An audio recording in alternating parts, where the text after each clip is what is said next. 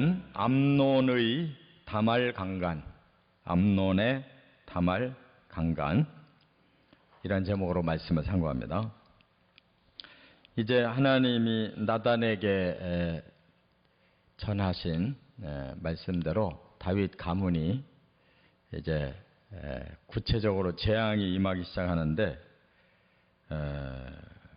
남매 간에 강간 사건이 일어나고 형제 간에 살인 사건이 일어납니다. 근데 이것은 두려울 정도로 아주 보복 재앙, 보복 징계가 그대로 임하는 걸 볼 수가 있어요. 다윗이 남의 여자를 강간해서 똑같이 자식 간에 강간 사건이 일어나는 거고, 또 다윗이 그걸 감추려고 충직한 신하 우리아를 또 살해함으로써 또 형제 간에 살인 사건이 일어나는 거예요. 정말 무서울 정도로 보복이 다윗의 집안에 이렇게 나타나서 이제 이 사건들을 겪으면서 다윗이 마음에 얼마나 그 괴로움과 두려움이 임했겠어요. 자기의 범죄가 자식대로 이렇게 내려가서 철저히 그대로 보복이 일어나는구나 하는 걸 깨달았을 겁니다. 이처럼 하나님이 이 성경에 보면 다른 사람들보다 더 아주 무섭게 다윗을 다루셨어요. 그 이유는 당연합니다. 하나님이 아브라함 다음으로 믿었던 사람이 다윗인데 아브라함도 그런 정도의 죄는 짓질 않았잖아요. 자기 살으려고 아내를 누이 동생이라고 이집트와 또 블레셋의 왕 앞에서 속인 적은 있어도 이렇게 아주 의도적인 이러한 범죄는 저지르지 않았는데 다윗은 아브라함만큼 하나님의 사랑을 받았는데 이런 노골적인 범죄를 저질러서 하나님이 아주 그를 되게 이렇게 다루시는 걸 볼 수가 있어요. 그래서 우리 사람의 범죄가 하나님 앞에서는 결코 용납되지 않는다는 거. 그렇기 때문에 죄를 짓지 말라고 그렇게 경고하는 말씀이 짓기 전까지는 가벼워도 짓고 나면 그만큼 무거운 벌이 따른다는 것을 우리가 깨달아야 된다는 거. 그게 이 말씀의 중요한 점입니다. 그래서 암논의 이 범법 행위가 어떻게 지금 진행되는가를 우리가 봐야 되는데 강간 사건이 또 아주 이상한 그러한 그 성격 장애로 이렇게 변질돼 가는 걸 볼 수가 있어요. 그래서 우리가 법을 어길 때에는 그 마음에 어떻게 병이 드는가 하는 것을 깨달아야 됩니다. 첫째, 1절과 2절에 보면 암논의 상사병을 여기서 말씀하고 있는데 암논이 이제 첫째 아들입니다. 그런데 셋째 아들에게 압살롬이 있고 다 배가 달라요. 둘째 아들이 아비가일이라고 하는 아주 지혜로운 여자를 통해 낳은 아들인데 그 아들은 아무 흔적이 없는 걸 보니까 일찍 죽은 것 같아요. 그래서 첫째 아들 암논은 이제 장자니까 차기 다윗의 왕권을 이어받을 왕이잖아요. 그런데 이렇게 쓸데없는 생각을 하고 있으니까 그는 스스로 망할 짓을 한 거예요. 그런데 이 셋째 아들 압살롬의 그 같은 배에서 난 딸, 그러니까 암논과는 이복 동생이고 압살롬과는 친동생인 다말이라고 하는 이제 그 딸이 있었어요. 그 이복 여동생을 이제 짝사랑하게 됐는데 이 짝사랑이 마음에 진실한 짝사랑이 아니에요. 정욕적인 짝사랑을 하게 된 거예요.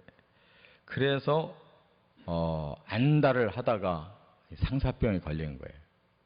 그래서 여기 보니까 뭐 우라로 인해서 병에 걸렸다 그랬으니까 아주 너무 집요하게 그 이복 여동생을 탐낸 거예요.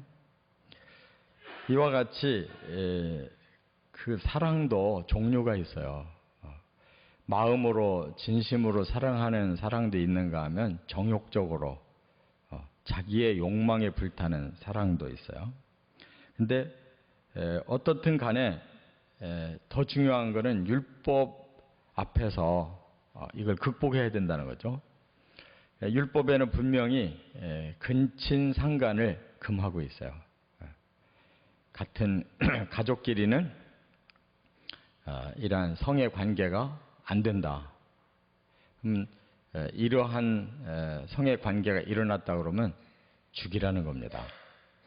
그만큼 성적인 그런 그 법을 아주 강력하게 성경에서 말씀하고 있는데 바로 이 암논은 그것을 극복하지 못하는 거예요. 하나님의 말씀을 알았겠지만 그 말씀을 지키기 위해서 자기 마음을 다스려야 되는데 다스리질 못하는 거예요. 그래서 이렇게 상사병에 걸려 있었다는 거예요. 사람은 감성은 다 있습니다.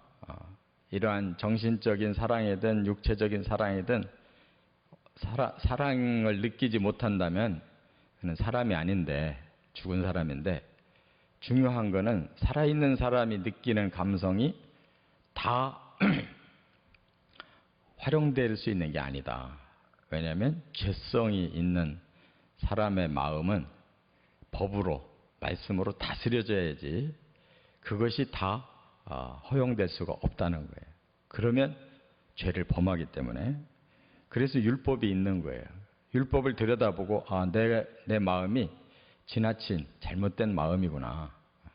사랑이 일어날 수는 있지만 그것을 다스려야 되는구나 하고 알고 자기 마음에서 다스려야 된다는 거죠.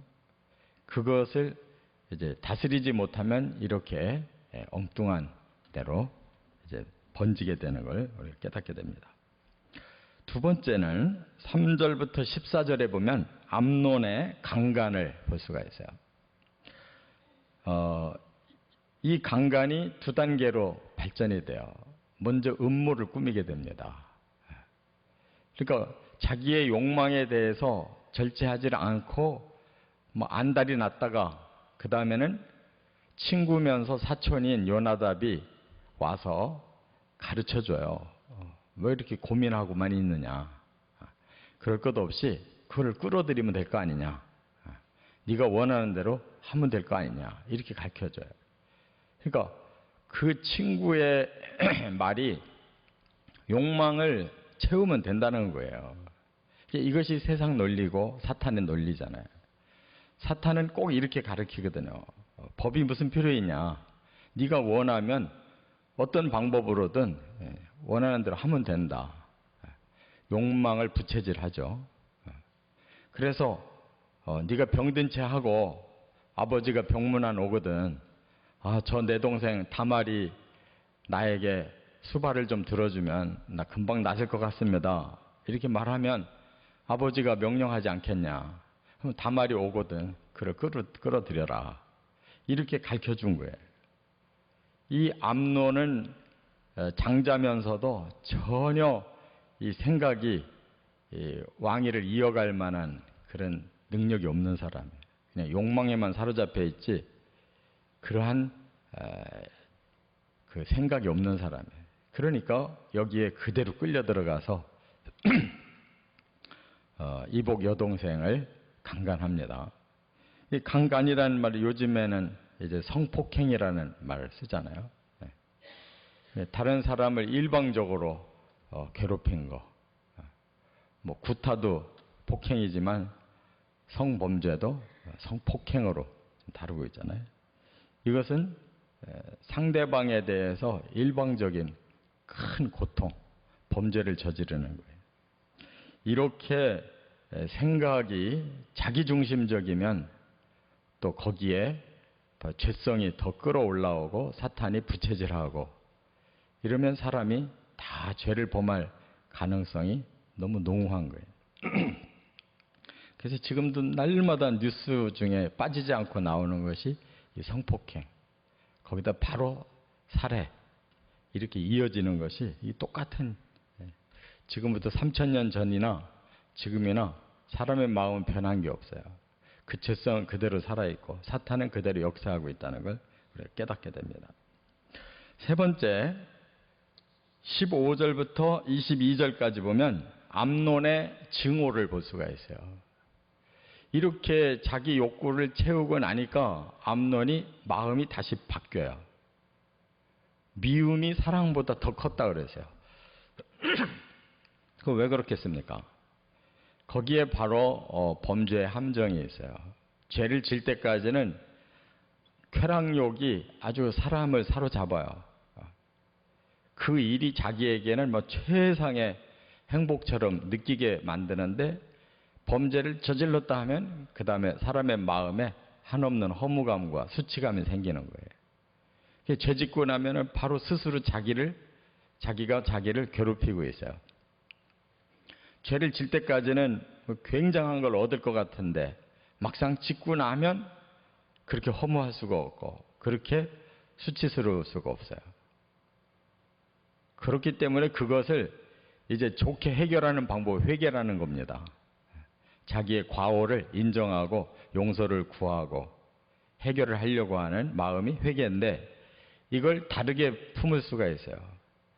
제3의 범죄로 이어지는 거예요. 무조건 나의 허무감과 나의 수치감을 들느끼도록 환경을 바꿔버리는 거예요. 그게 바로 다말을 이렇게 증오하고 내쫓아버린 일입니다. 책임감이 있는 사람 같으면 회개도 하면서 자기 여동생에 대한 배려를 해야 될 거 아니에요. 그리고 어차피 엎질러진 물을 어떻게 하면 최선을 다해 해결할까 이렇게 생각이 올바르게 들어야 되는데 지금 암논은 완전히 본능적으로만 행동하고 있는 거예요. 그래서 자기 마음이 불편하면 그냥 불편한 요소를 치워버리면 끝나는 거예요. 그러니까 이 여동생을 그냥 종들을 불러가지고 막 끌어내버린, 당장 꺼져라. 자기 눈앞에 없으면 자기가 편할 줄 안 거죠. 그러나 그것은 더 큰 화를 불러낸 거예요. 바로 압살롬이 자기 여동생이 그렇게 암논에게 당했다는 것을 알고 마음에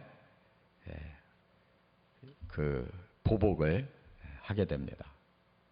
그래서 만 2년 동안 마음에 품고 있다가 살인을 저질러요. 암논은 자기 동생에게 또 죽임당하잖아요. 그러니까 이것이 범죄의 악순환이고 범죄의 발전의 과정이에요. 이렇게 사람은 이 죄성이 있어서 그것을 다스리지 못하면 그 죄가 이제 들어가게 되고 그 죄성을 우리가 말씀으로 바르게 잘 다스려서 끝을 내야 되는데 또 끝을 못 내면 제2, 제3의 범죄로 번져간다는 거. 그렇기 때문에 성경에서 해결 방법은 회개밖에 없어요. 그걸 감추려고 해서는 안 된다는 거. 이미 저질러진 죄는 감출 수가 없어요. 그래서 회개를 통해서 더 이상의 죄로 번지지 않도록 막아야 되고 그 다음 하나님의 용서를 받고 사람에게 용서받는 이 용서가 이제 마무리 단계라는 것을 깨닫습니다. 지금 이렇게 감정은 더 폭발되고 하나님 앞에 범죄는 남아있고 그럼 그 다음에는 죽는 일밖에 없어요. 징계가 죽음입니다. 그래서 이렇게 아주 최악순환의 결과가 벌어졌다는 걸 우리가 깨닫게 됩니다. 항상 우리 마음을 진리로 다스려 나가시기를 주의 이름으로 축원합니다.